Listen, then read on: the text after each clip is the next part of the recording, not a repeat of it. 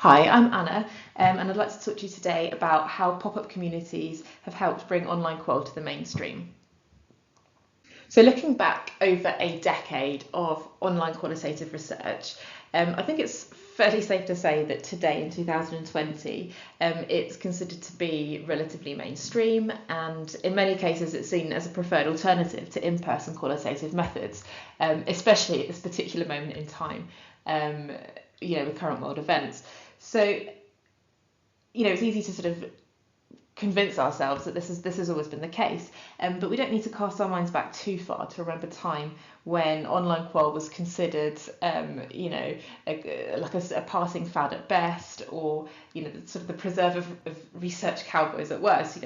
We did start in a relatively dark place, I guess.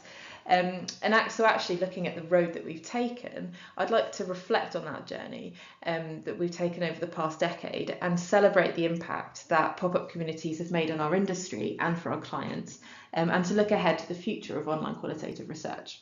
So looking back, the early roots of online qual and pop-up communities seem to have started emerging around 2007, 2008. Personally, as a research generalist, I think I first came across them in 2014, and at this point they'd pretty much become a go-to approach for digital research specialists. Now, if we fast forward to today, pop-up communities have become a standard methodology in the typical full-service research agency toolkit. But just because they're widely used, doesn't mean that they're widely valued or always used to the best of their capability. And to a certain extent, the prejudices against online qual pervade, that it's never quite as good or as pure as face-to-face approaches. And I think this prevents us as an industry from recognising its true value and maximising the impact that it can really have. So over the next couple of slides, I'm going to seek to debunk 3 myths that still seem to exist around online qual, and I'm going to bring in a few case studies as well, where pop-up communities have proved the reverse to be true, and actually, these really are just myths, and the world has moved on. So here are the 3 myths of pop-up communities that we're going to look at today. There may well be others, but I think these are the main ones that we have to contend with. So the first myth is that online qualitative research may well be cheaper, but it's never quite as authentic, as deep, or effectively as good as face-to-face approaches. So the second myth, number 2, is that only mainstream audiences will engage meaningfully online, which effectively isolates hard-to-reach and niche audiences. And finally, the third myth is that format restrictions of pop-up community platforms act as something of a straitjacket, which stifles our creativity in terms of research design and forces us down a rigid templated route instead of allowing us to develop an approach that best fits a research brief. So I'm going to go through each of these myths in turn and hopefully debunk them by using some real-life project examples. So on to our first myth, which is that online qual is cheaper, but basically it's less good than face-to-face approaches. Now, it's almost always true that it is cheaper to run qualitative research online than face-to-face. There are some exceptions to this, but I think most people would point this out as the main benefit of online qual, the fact that it is cheaper. Unlike the old adage that you get what you pay for, lower cost in this particular case just doesn't equate to lower value. For some projects, for example, it just isn't feasible to actually explore the objectives over the course of a focus group or depth interview or even a series of telephone interviews. You simply don't have the time or space to properly explore the issues at hand. So if we take mapping long customer journeys, for example, where the aim is to gather up every single meaningful detail that could have made a difference to the decision a customer ultimately made, if you're using a face-to-face approach, you'd need to anticipate when meaningful interactions are going to take place so that you can schedule an interview. Then you're relying on respondents to remember and faithfully retell what happened to them. And then if you take truly exploratory projects, you've got a whole ton of other logistical challenges that come on top of you. We don't necessarily know how long the experience lasts, what the focus should be, even the content itself. You might not necessarily know that completely at the outset. Whereas on the other hand, pop-up communities give you an always-on, unobtrusive platform where people can share anecdotes and details. Essentially, you're leaving fewer details down to chance. So just to give you a real life example of how we've made this work at Verve, we really stretched the capabilities of pop-up communities in a year-long longitudinal project we ran with millennials in Samsung's Nordic markets. The overarching aim of this particular project was to truly understand this group and their motivations, and ultimately to identify why millennials overwhelmingly choose iPhones over Samsung phones in this market. Now, over the course of the pop-up community, we created a safe space in which respondents could connect with each other and air their views without judgment. And we talked about all kinds of things, not just tech-focused topics, but about what defined them as people, their hopes, their dreams, their place within the world, etc. And this all culminated in a co-creation workshop with stakeholders and participants in Sweden, where we brought both sides together and they were working through the big issues facing Samsung as a business, but using the target audience's unique perspective as a lens to really tackle those issues. Now, besides living with somebody for an entire year, I can't really think of another methodology that would cover the same breadth and depth of conversation.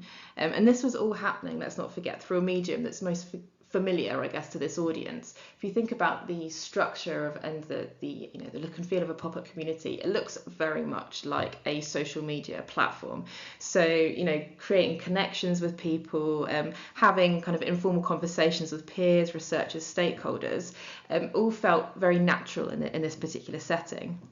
And the other thing, from our perspective, I suppose, as researchers, when it came to producing a report, we had a year's worth of videos, photos, creative outputs from, projective activities that we'd set them to, bring the report to life and really show the experience rather than tell the stakeholders what was happening. So in this particular case, I'd say that even, with endless budget, there's no way we would have got to the same level of detail and understanding with a face-to-face approach as we managed to with the pop-up community. So on to our second myth, which is that online qual excludes isolated, vulnerable or otherwise niche audiences. And yes, this is something that you could apply to any type of online interaction, but it does seem to be something that we end up talking about a lot with online qualitative research. The fact that it does exclude, sectors of the population that don't have access to broadband or mobile phones. And yeah, there are people that fall into that category, and I'm sure there are people that will only ever be able to talk to through in-home interviews, if indeed they do agree to participate in our research projects. However, this kind of purist approach has been somewhat abandoned. If we look at quantitative research, it's clear that research buyers are taking a much more pragmatic view, and that actually online quantitative research now is basically the norm. So, those census approaches or true random probability sampling approaches of the past, they're not necessarily always seem to be worth the time or expense. So that begs the question, really, why has the same shift not happened in qual? And I guess, yes, it's true. There are instances where an in-person qualitative approach is obviously preferred. There's a certain understanding that passes between two people when they're in the same space and time, which makes it quite difficult to replicate ethnographic style methods online. However, as an industry, I think we do tend to underestimate the reach and impact that online qualitative approaches can have. And this is particularly the case when we're talking about isolated, vulnerable or otherwise niche audiences and how we connect with them. In a moment, I'll talk to you about a case study where we brought more than 70 global C-suite execs together in an online community. And this is something that Received Wisdom would tell us is basically impossible. But here I'd like to talk to you about a study that we took on behalf of Prudential last year. And Prudential was going through a program of transformation, and they wanted to make sure that its products and services were accessible to as many people as possible. So we ran a pop-up community with customers who were deemed to be, for one reason or other, financially vulnerable. And again, traditional folklore would tell us that an in-person depth interview is the best way of approaching such a topic, because it's obviously a sensitive topic, and online methods, maybe they're too impersonal or too cold to build up that degree of trust and rapport. However, we actually found that the reverse was true. So what we did is we paired respondents up with a Verve moderator for the duration of the fieldwork period, which is several weeks. And over that time, they were able to build up a rapport. So we didn't dive straight into the thorny topics that might bring up feelings of guilt and embarrassment. But over the course of the discussions, those sorts of things arose naturally because we created a safe space, and the moderator essentially was, they weren't mates or anything, but obviously it was a trusted person that they felt able to be candid with. Now, the remote nature of this interaction, I think, was also really crucial. To some degree, if you're admitting your failings and fears to a screen, it's a lot easier than doing it to a real person, especially if you've just met them. And actually, the pop-up community approach here, rather than just being, again, something that we resorted to for budget reasons, it was actually because of and not in spite of the online space that this project was a success. Ultimately, Prudential's vulnerable customers had the time and space to breathe, collect their thoughts, and actually reflect on experiences that made a difference to them, and tell us about those experiences in a candid way. That just wouldn't have been possible, the depth interview. So again, this is an example of how pop-up community really was the best method of engaging with this particular audience. So onto our third and final myth, which is about the format restrictions, or the perceived format restrictions rather, of online pop-up communities.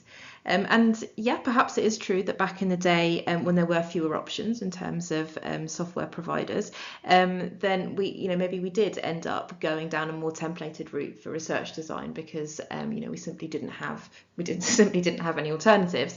But actually, I think something that's happened over the last decade of pop-up communities have really come into their own is that actually there are just so many providers out there popping up all the time and competing with each other to develop the best tool or the best platform for us to use as researchers, which from our perspective is fantastic, and it also means that we have so many opportunities to be creative with online qual, and arguably just as much as we do with offline qual.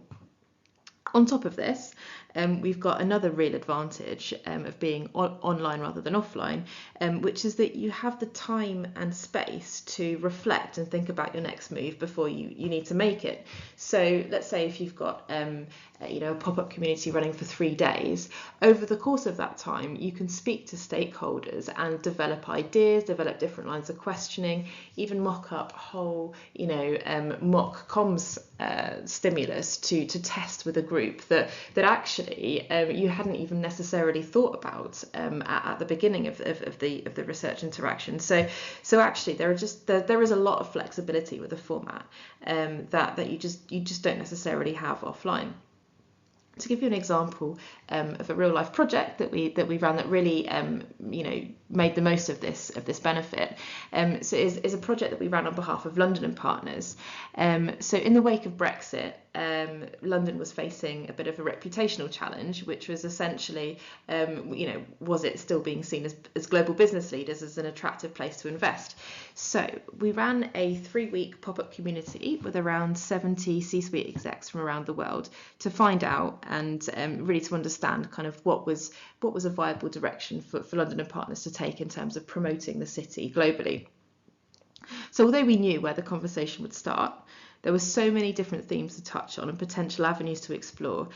We knew we'd have to take a truly iterative approach. So the pop-up community approach that we ended up taking meant that we had that time and space to involve multiple stakeholders in ongoing conversations and develop comms messaging as we went, which meant that the conversation could go to places that we just wouldn't have anticipated at the start. And yeah, it's true that we could have used a different methodology, but I can tell you now that there's no way it would have been as considered and involved as many people as the pop-up community approach that we ended up taking. So hopefully I've managed to debunk some of those pervasive myths still circulating about pop-up communities. But now circling back to the overarching theme of this event, what is real qual? I'd like to leave you with some food for thought. I think back in the day, there was this perception that online qual wasn't quite real. But actually, now we live in a digital world, can we say that real qual, the purest expression of real qual, is actually online qualitative research? Look forward to hearing your thoughts and questions.